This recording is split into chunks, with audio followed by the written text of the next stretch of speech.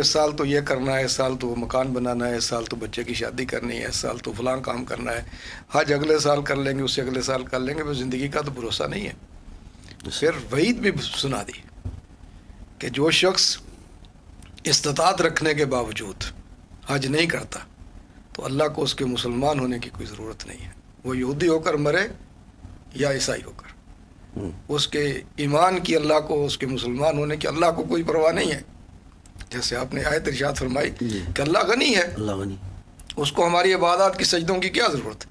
اللہ یہ تو اپنے لیے جاتے ہیں، اپنے لیے جھکتے ہیں، اپنے لیے اپنی پیشانی کو رگڑتے ہیں کہ ہمارا رب ہم سے راضی ہو جائے جس نے اتنا کچھ دیا ہے. اور پھر حج جیسی عبادت جس کو نصیب ہو جائے تو اس کو تو جاتے آتے لمحہ بلمحہ ایک ایک قدم پھونک پھونک کر رکھنا چاہیے کہ وہ اتباع رسول میں ہو، وہ بندگی رب میں ہو، اور یہ عبادت کا موقع کہیں ضائع نہ ہو جائے.